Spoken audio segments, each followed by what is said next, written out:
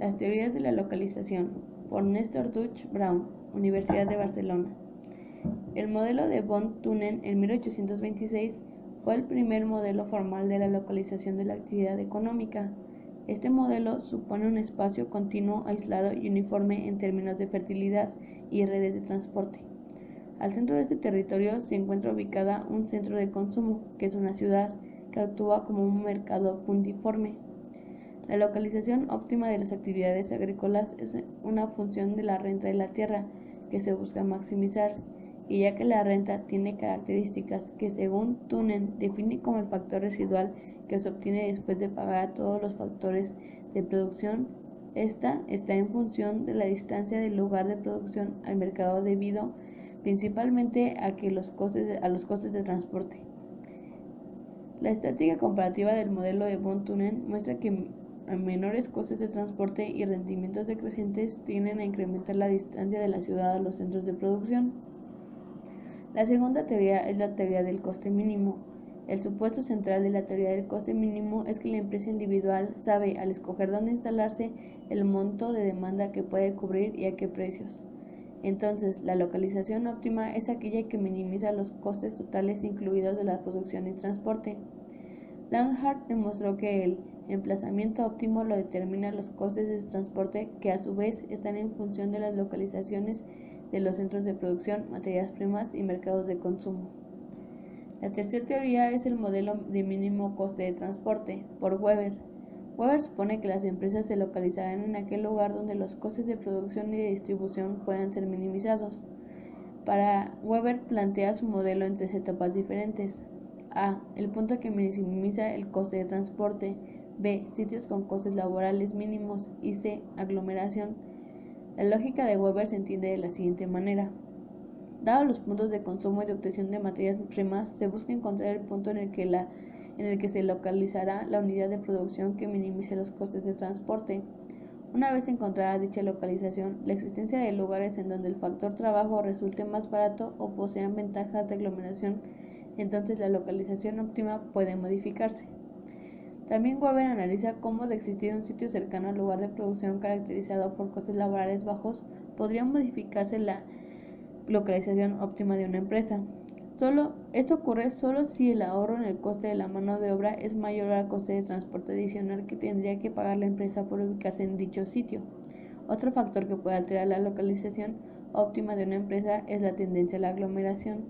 Si varias empresas deducen que pueden obtener algún ahorro, por ejemplo, en el coste de producción, si se localizan juntas, buscarán de localizarse en aquel punto en que el ahorro sea superior al coste de transporte adicional que habrían de pagar. La siguiente teoría es la interdependencia locacional. Esta fue bajo la influencia de Fetter y Hotelin y la aparición de la obra de Chamberlain. Esta corriente creía muy limitado el análisis exclusivo del coste mínimo como determinante fundamental de la localización. Este enfoque partía del supuesto de que el coste de procesar y distribuir materias primas era el mismo en cualquier emplazamiento y explicaba la localización como la voluntad de encontrar la mayor extensión de mercado posible, es decir, cuando el vendedor se vuelve un monopolista local. La teoría de la interdependencia locacional pone en duda la existencia de competencia perfecta al considerar que la sola introducción del espacio en los análisis invalida dicho supuesto. El factor clave del análisis es la demanda en función de la localización de los competidores y de la extensión de mercado.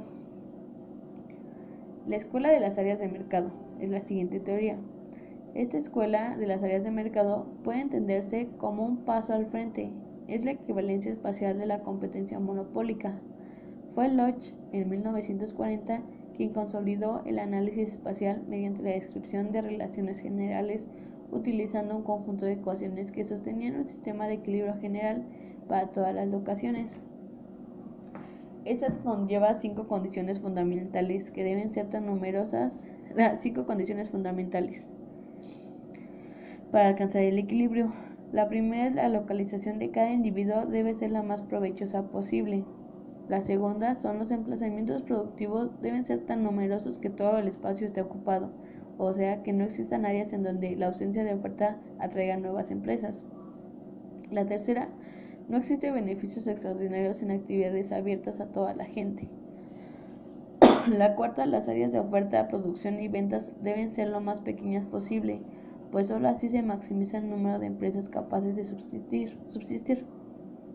Y la quinta, en los límites de varias áreas de mercado, los consumidores son indiferentes acerca de qué área es más conveniente para abastecerse. En resumen de estas teorías, la teoría de localización adoptó hasta hace pocos años y prácticamente en su totalidad un enfoque incompleto ante el problema de explicar los patrones de la localización y los factores que lo determinan, mientras que la teoría del coste mínimo se ha concentrado en la búsqueda del lugar que maximiza los beneficios en un marco que contempla costes de producción que varían en el espacio. Las teorías de la interdependencia locacional y la de las áreas de mercado se han enfocado casi exclusivamente en fluctuaciones del nivel de demanda local y en el tamaño y forma del mercado. La siguiente es la del crecimiento económico endógeno y territorio. Esta teoría de crecimiento endógeno sostiene que el crecimiento económico es el resultado de factores endógenos y no de fuerzas externas como propone la teoría neoclásica. Asimismo, mantiene que el capital humano, la innovación y el conocimiento contribuyen de manera significativa a potenciar el crecimiento. La teoría se centra también en las externalidades positivas y en los efectos spillover, que por una economía basada en el conocimiento serán la base del desarrollo económico. Define que ciertas políticas pueden tener efectos positivos en la tasa de crecimiento a largo plazo, tales como subsidios a la investigación o a la educación. Ambas incrementarán la tasa de crecimiento y en algunos modelos al agregar un acicate de a la innovación. Para entender esto, podríamos definir lo que significan las economías externas y el concepto de externalidad. Las economías de escala en la producción son reducciones en el coste medio en el largo plazo que resultan en una expansión del nivel de producto y pueden ser internas o externas, según la definición clásica de Marshall.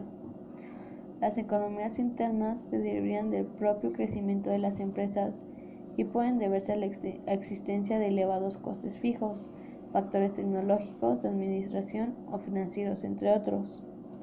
Las economías externas de escala son reducciones de costes que realiza una empresa debido a su proximidad geográfica con otras empresas.